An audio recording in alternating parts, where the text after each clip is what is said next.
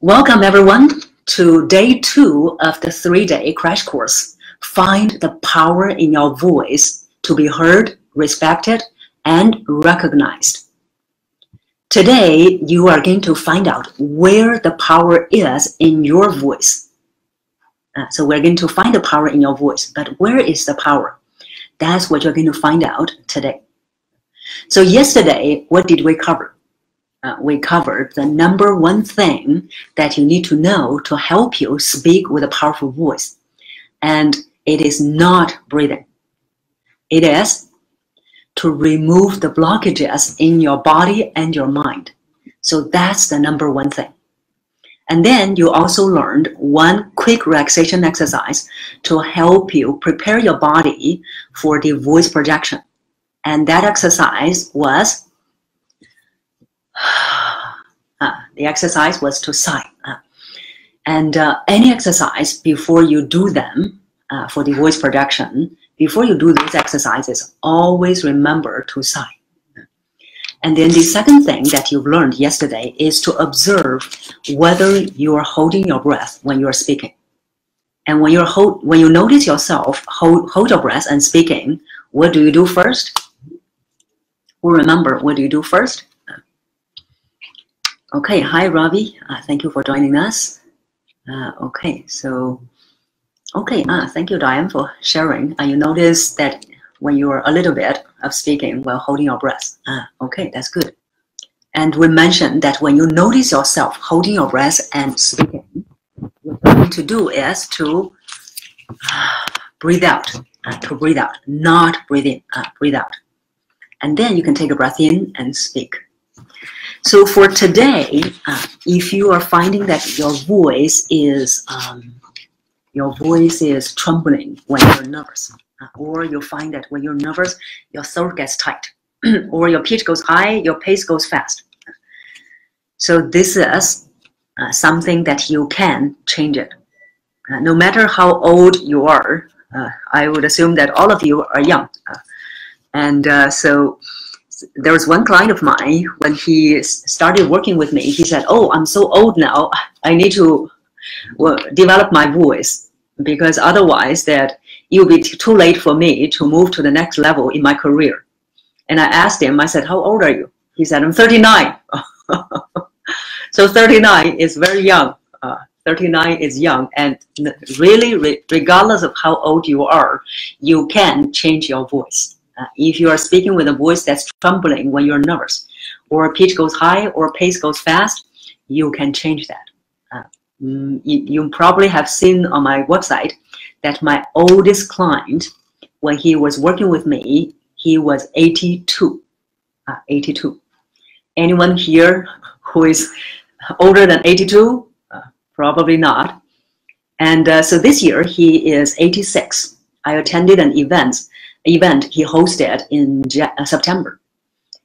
And he was hosting that event, and throughout the event, about 1 hour, he was able to speak with a voice that still, after the event was coming to an end, he was still projecting a strong voice.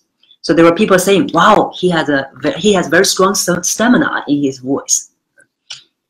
And so for you, if you're not 82, you can develop your voice. Even if you're 82 or over that, you can develop your voice. So everyone has the potential. Everyone, including you. And in the average, my clients, they are in the age range of 40 to 60, in this age range. So everyone can change that voice. So that's the first thing, that if you're having this trembling voice, you can change that. And then 2 is, if you find that you speak too fast, when you speak too fast, and at times you tried to slow down, but just probably worked for 1 minute, or maybe even just 20 seconds. After that 1 minute or 20 seconds, you go back to speaking fast again. So you can slow down without reminding yourself. And we are going to talk about how you can do that. And also other problems, like if you don't like the sound of your voice. So many of my clients in the beginning, they hated the recorded voice. But you think about it, the recorded voice is how others hear you. If you hate it, that means probably are also people are hating you. And now, of course, that people are not hating you. It's just that the recorded voice is how others hear you. So if you don't like that recorded voice, you can change that. So as many of my clients, they work on their voices as they go along, they started to like their recorded voice. There was one client, in the beginning, he didn't like his voice. And as we go along, he started to like his own voice. And he started to record more videos. So you can like your voice. And also, if you find that your voice is too soft, not being heard, you will also find out how you can do that in today's session. So I saw some of you posted in the group, oh, how do I have a stronger voice to be heard?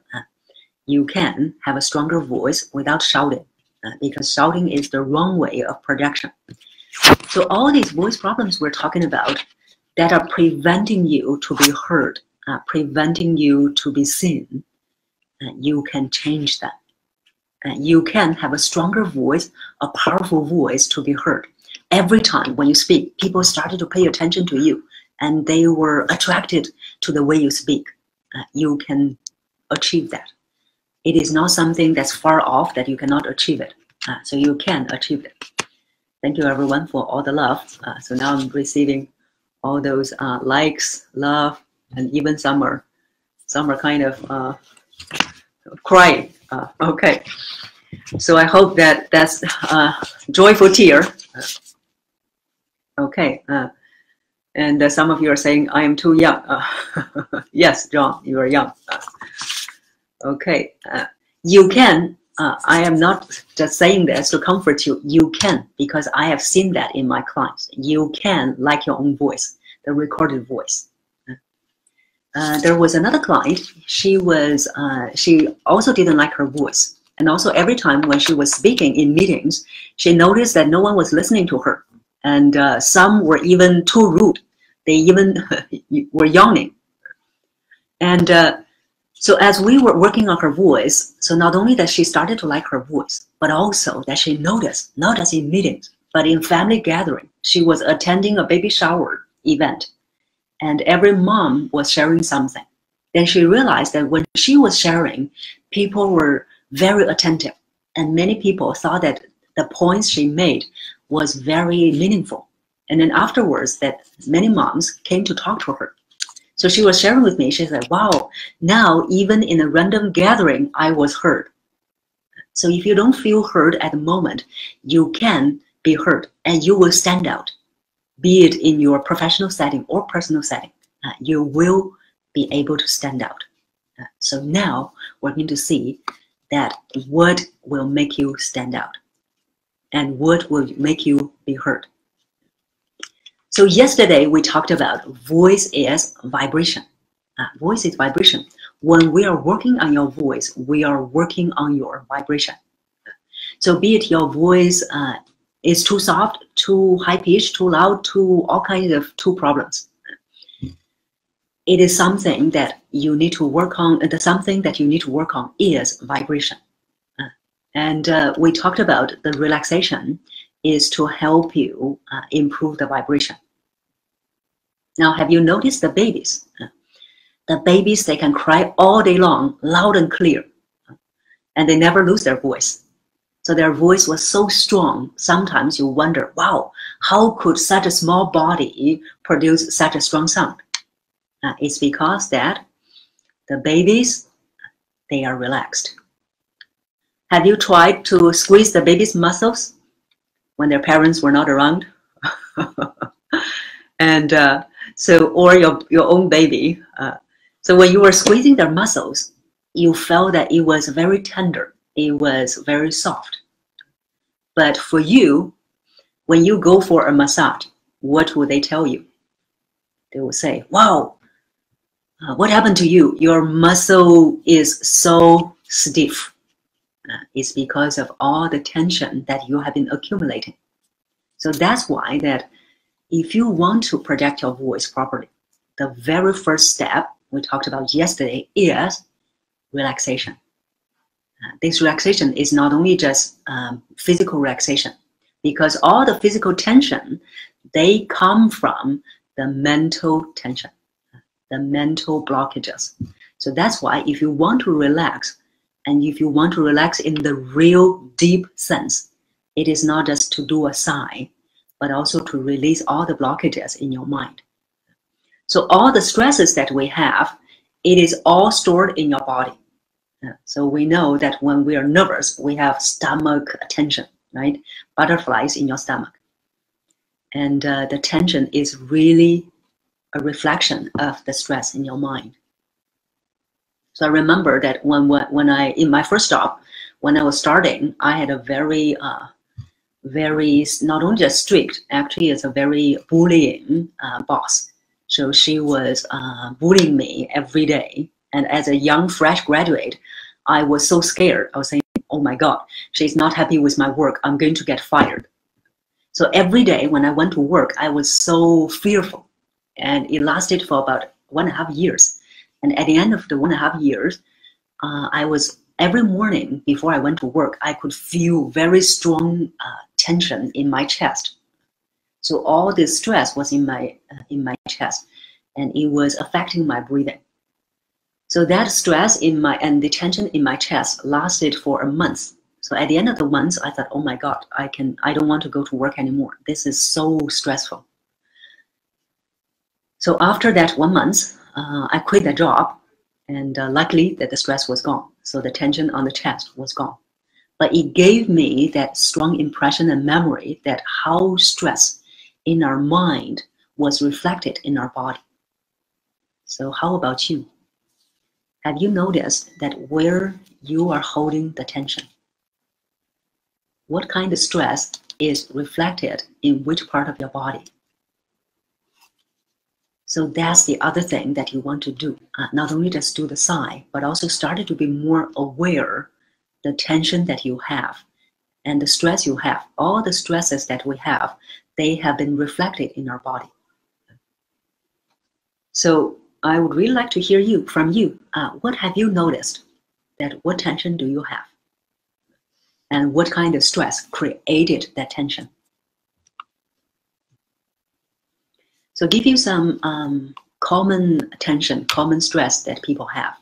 I have seen this in my clients. For example, there are clients who are very perfection driven. I'm saying that the extreme perfection driven. Those who have extreme perfection driven drive, they are having a headache very often and migraine headache. And also those who are feeling that stress related to support, all kinds of support, emotional support, financial support is always reflected in the back, So, okay, stress goes to the shoulder and chest. Okay, thank you, Diane, for sharing. Yes, so that's also a very common type of stress and also tension. Nowadays, we're all having neck, shoulder tension, right? It's because of the burdens that we're carrying. So I'd really like to have you observe where is the tension and what kind of stress created that tension. So Brian said, for me, the stress is in the stomach. Okay, yes. Stomach is often, the stomach tension is often related to the fear kind of stress. 9 years ago, when I was preparing whether I should start my own business, and I was very terrified. I was really terrified. And at the moment when I was terrified, every time when I thought about going to start on my own business, I had tension, strong tension in my stomach. So those tension, those stress, they are really reflecting in our body. Whether you believe it or not, that's the truth. That's the fact. So thank you, everyone, sharing the tension that you have. That will be the first step to have the awareness, to see where is the stress reflected in your body. So that's tension. The first step to remove the tension, release the tension. And once you can release the tension, then we talk about breathing. Because if you're not relaxed, the breathing will not be proper. Yesterday, I talked about one client. He had been trying to work on his breathing for quite a long time before he started working with me. And then in the session, we realize it's not about the breathing. It is about tension that he has been holding. So only when the tension is released, then you can work on the breathing. So you see that the babies, they are breathing properly. So that's why their voice is loud and clear. So the breathing, the first mistake you want to hear is that we don't breathe from the diaphragm. We don't breathe from the diaphragm. Breathing, this diaphragm is only to support your breathing. We don't breathe from the diaphragm because the diaphragm is only a piece of muscle. It's a piece of muscle. It has no cavity, no space to hold the air. The air goes into our lungs. So instead, you can say we breathe with the support of the diaphragm. So you may have seen that in some of my YouTube videos, I always talk about the wrong way of breathing and the proper way of breathing. And we're going to see whether you're breathing properly. And what I would like you to do is to do a deep breathing. When you're doing the deep breathing, observe where the movement is in your body. So let's see that you are doing the breathing. And type into the chat. Let me know that where you see the movement in your body. Okay, so let me see. I would really encourage all of you to type into the chat, because only by typing into the chat, then I know you are there. Because Facebook live streaming is a bit different from Zoom. Zoom, I can see who is there, but Facebook live streaming is only when you're typing in, I know you're there. Hi, thank you, Linda. So I know you're there, Linda, Diane, COVID, John, Brian. I know all of you are there. So some of you seeing stomach. Okay, good. So we are going to see that, okay, abdomen. So you're going to see that where you see the movement. If you are seeing, so I'm going to demonstrate. If you are breathing in this way, when you breathe in, shoulder and chest move up, stomach goes in. When you breathe in, and when you breathe out, shoulder and chest drop, stomach comes out. If you notice, that's what you're doing. Do you want to hear the good news or the bad news? So we are all strong in our character. So let's hear the bad news first. So the bad news is, if you're doing what I did just now, like this, stomach is going in. When you breathe in, when you breathe out, stomach comes back. That means for the past 21 years, forever 21, you were not breathing properly. Your breathing was not proper. And of course, you are still alive.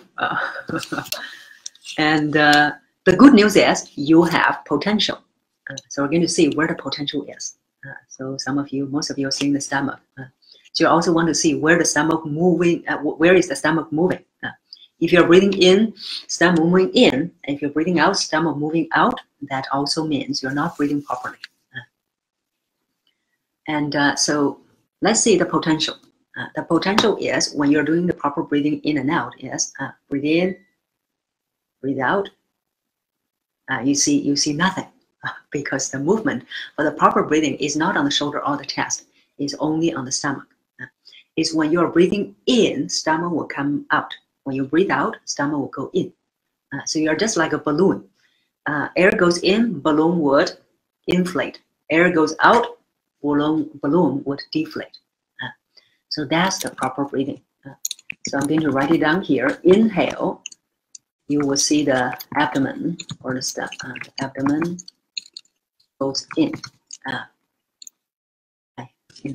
Inhale, stomach goes out. And exhale, your abdomen would go in. So that's the proper breathing. That's the proper breathing. And okay, so some of you are saying, I'm still alive. Yes, John, you're alive. But you have lots of potential because if you're breathing in this way, you are only using 1/3 of your lung capacity. Because when you're breathing in this way, your diaphragm actually goes up to compress your lung capacity. Even though you feel, I'm refreshed, but you're actually squeeze out a lot of air because the lung capacity is being compressed.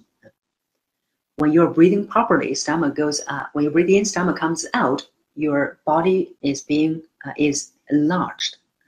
So there will be more air going into your lungs. So that's the proper way of breathing. And that's also where your potential is. You see that we said you have potential. That's where your potential is. And when you're doing it in that way, not one is when you're nervous, you will notice that now there is a caveat. I will share with you the caveat later. But if you are breathing properly, and you will notice that when you're nervous, even though your heartbeat is pop, pop, pop, pop, pop, very fast, but your voice will never tremble. Because now your body becomes bigger and it can take on all the tension that you have. When you're breathing in the wrong way and all the tension, your body becomes smaller, right? Body becomes smaller and then all the tension will go to your throat. So that's why that your throat will be, your voice will be trembling. And the caveat is, if you just breathe properly, it will not guarantee that your voice will not tremble. The key is you must make the proper breathing a habit. You must make the proper breathing a habit. If it's not a habit, when you're nervous, your voice will still tremble. So that's why when we're working on your voice and finding the power in your voice, it is not just breathe properly. Many of my clients, when they started working with me, they thought, oh, once I can breathe properly, all my voice problems will be gone. And good luck with that. Because you must make breathing a habit. If it's not a habit, if you're too nervous standing in front of the group, you're thinking, oh, let me breathe, let me breathe. You'll be too nervous to do it correctly. So you must make sure that proper breathing is a habit. And also to make the proper breathing a habit is not just by practicing every day the same exercises. So there is a systematic step-by-step process to help you make the proper breathing a habit. So that's where your potential is. So now you know, oh, okay, you can relax, you can remove all the tension. If you can do that, your voice will be improved. 2 is if you can breathe properly and make the proper breathing a habit, your voice will also be improved.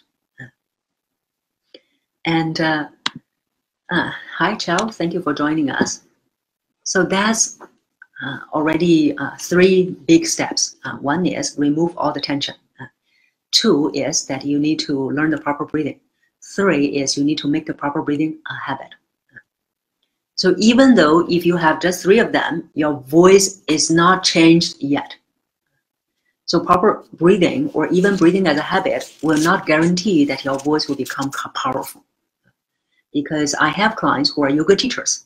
Yoga teachers, they are doing breathing all day long.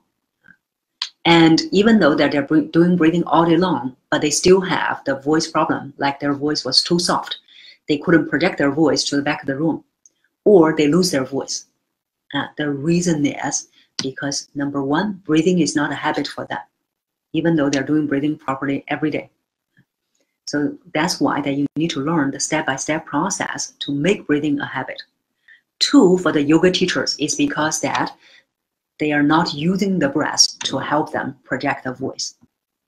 So that's why you will go to the next step. Not only just learning the breathing, remember breathing itself will not guarantee you change in the voice. So you need to go to the next step, which is you are going to learn how to use the breath to help you project the voice. So that's the step, what I call projection. So 1 is you need to remove all the tension to relaxation. 2 is that you need to learn the breathing. Hi, Mila. And then 3 is that you need to make breathing a habit. And then 4 is you are going to learn how to use this breath to help you project the voice. So all of these things that I'm talking about in the session will be in the worksheet. So after the session, you will receive the worksheet. Yesterday, we have a worksheet as well. If you haven't checked it out, make sure that you download the worksheet. So those are the 4 steps, and then there will be more steps coming soon. So projection, you will need to learn how to use this breath to help you project the voice. This is also the key that separates singing and the speaking voice. So I do have clients who were semi-professional singers. They will always tell me, Cynthia, it is so strange. When I sing, I can so-called sing from my diaphragm. But when I speak, it comes back to here. So the fourth step, projection, is what separates the singing voice from the speaking voice. So you not only need to learn how to breathe, but also need to learn how to use this breath to help you speak. So that's projection. And that's also the key in changing your speaking voice.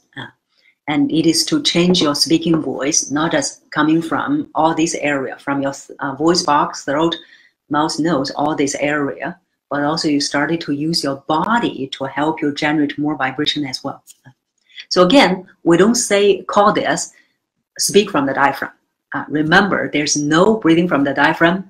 There's also no speaking from the diaphragm. So we don't speak from the diaphragm. Diaphragm is only a piece of muscle. It doesn't vibrate. So it only supports your projection. So when you go back after our session, don't tell other people, I learned to speak from the diaphragm. Then don't say that I taught you. So there's no speaking from the diaphragm. And what we do is we are using the breath to help you generate more vibration in the body. Remember, voice is vibration. So that's the first step, projection. And then after that, you are also going to make the proper projection as a habit. Proper projection as a habit. So that's after learning about projection. And once you can learn about projection and make the proper projection a habit, that's where you will start to notice the voice is slowly changed. You will start to notice when you're speaking, there will be more vibration in the body. And also you will feel much more relaxed when you're speaking. Remember, we said the first step is relaxation, right? You also want to remember that voice projection itself doesn't need any effort. Voice projection itself doesn't need any effort. Voice projection is a very relaxing process. So that's why no matter how long you're going to speak, not only you will never lose your voice, but also you will never feel physically tired. Voice projection does not need you to spend more effort. If you're spending more effort, you're doing it wrong. And also that's why a good voice, when you hear it, you feel, very relaxed. Not only this person is speaking very relaxed, but also you will also feel more relaxed. So remember, that's what we're talking about. There's no speaking from the diaphragm. And also projection will start to help you notice your voice is slowly changed. So many of my clients, when they come to this step, they notice, when I speak, I started to feel my voice is more in the body. So this is the voice that you have been hearing from yesterday and today. And I am going to demonstrate you another voice. You'll see what the difference is and type the difference in the chat. This is the other voice. Can you hear any difference from my normal voice? If you can hear any difference, type into the chat. So let me know what difference you hear. And in my classes, there will be students always say, "Wow, Cynthia, do you often switch on and off?" So you want to know that once you develop that voice, that what I call the full voice, using your body to project the voice. Once you develop the full voice, you will never go back. You will never go back. It will be with you for the rest of your life. And the reason you will find that you can still probably demonstrate that voice, but you will never go back to the voice because this has been becoming habit for you. It is a habit. It is your home. And also the vibration with a full voice is very comfortable. So that one is a different vibration. You will not like it. And you will not be able to go back. So, okay, very good. So you find the voice is thin, flat, higher. Those are correct. Yes. So those voices, they have a higher pitch, very thin, very thin. You notice it's like one-dimensional. Like one-dimensional, right? Is only coming from here all the way up. And not like the full voice. It will have a fullness, have depth. And also the gravitas. If you want to develop the gravitas in your voice, it is the full voice. If you also want to speak for long hours without ever losing your voice, when you're nervous, you don't want your voice to tremble. Those problems will be solved when you develop your full voice. Except one problem, which is a monotonous voice. A monotonous voice, you will learn how to overcome monotone tomorrow in day 3. And today you know that all problems except monotone will be solved when you develop a full voice, going through the few steps we're talking about, projection. So after projection, you will be developing more vibration in your body to make your voice fuller and stronger and richer. So that is to develop resonance. So let me see. That will be the 6th step. The 6th step is develop resonance. So resonance is the amplification of the sound. Amplify the sound. If you only rely on your vocal cords for the vibration, because that's where the vibration comes from. The vibration in our voice is originated from the vocal cords. So when the air bypasses the vocal cords will vibrate. That's where our sound source is. But if you're only relying on your vocal cords for your vibration, this is how you sound like. It's like whispering. When you're whispering, it's only your vocal cords vibrating. When you're whispering, it's only your vocal cords doing the work. So that's why if you lose your voice without a proper projection, never ever whisper. Because when you are losing your voice, when you're having a sore throat, it's the vocal cords, they are being worn and torn. And you are still whispering, giving the vocal cords even more work. That will only make the case worse. So that's why when you lose your voice, don't whisper. Instead, what do? Zip it. So instead, don't speak, don't whisper. Instead, drink more hot water, warm water to help your voice heal. But the best way to prevent that ever from happening is learning the proper projection. So that's why if I have back-to-back training workshops in a week, I will never need to worry about my voice. So that's the resonance. The resonance is to help you amplify the vibration on the vocal cords and to help you make the voice stronger, being heard.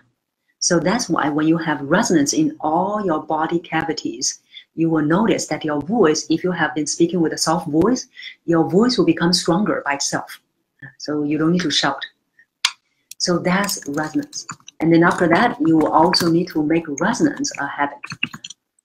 Only when every step you're learning becomes a habit, then your voice will be changed. And also you don't need to do any exercises to sustain it. You will not lose it, because once it becomes a habit, it is in your body, in your muscles. It will not be gone. Just like we're learning swimming or riding a bike, right? So when we're learning swimming and riding a bike, once we can do that, if we don't swim or ride a bike for years, if we are thrown into water, we can still swim. So I remember the first time when I learned about swimming was in my primary school. And after primary school, I never swam ever again until I was in my college. In college, we have swimming lessons. And I was so surprised. When I was in the water, I could swim. I said, oh my God, I have not been swimming for years. I could still swim. So little did I know at the time that the skills were in muscles. So you would also know that. It's the same for your voice. Once you develop that, it will be with you for the rest of your life. So you don't need to think about, oh, what if I lose it? You won't. So that's it. That's where you will find the power in your voice. The 7 steps to help you develop a powerful voice. And so that's where the power is. So now that you have looked through the 7 steps, you know that you can change your voice. And once you change that voice, you would like that voice. So because when we are developing that voice, you will start to feel more vibration in your body. And that's why a lot of my clients, when they are developing the steps, they find, I feel good. I don't know why. Now, of course, I know why. They don't know. It's because that when you have more vibration, your own body's vibrational frequency will also be changed. What vibrational frequency? Every one of us, even though we are sitting or standing there, looks like that we are still, but we are vibrating. As long as you are vibrating, you are sending out frequencies to other people. When you are speaking with a full voice, you have optimized your frequency. That's why that when you speak with a full voice, people feel very comfortable, very pleasant. Instead of a voice that's not fully developed, that's why that your vibrational frequency is not optimized. Not only that you don't feel good, other people listening to it is also not feeling good. So that's why when you develop your voice, you will feel very good. You will feel physically good. And then also you will start to feel mentally good. Okay, so that's about your voice. And what I would like you to do when you go back today is to go through this video again and look at all the steps to see that where you are. See where you are. And the key is, in order to improve the voice, the very first step is awareness. Be aware of how you use the breath at the moment, holding the breath or let the breath go when you're speaking. Be aware of where you're holding the tension. Be aware of your breathing, how fast, how slow you're breathing, how heavy, how light you're breathing. There is a lot can be said in the breathing as well. So that's where you're going to find the power in your voice. Okay, so let's see if you have any other questions about either the masterclass or what we have talked about. Some of you are saying, oh, what exercises can I do to practice resonance? Nothing. Nothing. So that will be to your question, because improving the voice is really a step-by-step process. It's the same for some of my clients. When they just came in, they said, I want to learn resonance. But I won't talk about resonance to them until a few months later, because resonance will not happen if your breathing is not a habit, if your projection is not a habit, if your body is tense. All of those won't happen, won't make you have resonance. But if every step you are laying good foundation, every step is becoming a habit, when it comes to resonance, it will become so easy. So many of my clients, in the resonance itself, we have 4 steps. So most of my clients, when they are laying the foundation well, when it comes to resonance, the 4 steps, they probably only need to practice 1 step. Some of them, they only need to practice 2 steps. So that's why that if you want to do resonance now, nothing will happen. So I recommend you to go back to the relaxation and breathing. So let's see that if you don't have any other questions, we will end the session because we've been going on for quite long. And tomorrow, remember that we're going to talk about how you're going to get over the monotone. Remember that working on your pitch, pace, volume, all these things will never help you get an authentically expressive voice or authentically dynamic voice. If you want to have a voice that's more engaging, more expressive, don't work on volume, pace, pitch, all those things. Don't work on even melody. Don't work on rhythm. Instead, you're going to learn what is it that you're going to work on. Because I have a lot of clients, they have tried to work on that, and it never worked for them. They felt that, oh, it sounds very fake because you're practicing totally in the wrong way. So tomorrow you're going to learn the proper way, the right way to help you sound more engaging, more interesting. So that's what you're going to learn. So that's for tomorrow. Remember, tomorrow, same time, same place. And I look forward to seeing you tomorrow. Today, remember to continue your practice with speaking while you breathe out. Okay, thank you everyone, and thank you Diane for so helpful to all the people in the group. She's always helping everyone. Okay, thank you everyone, and I'll see you tomorrow. Bye.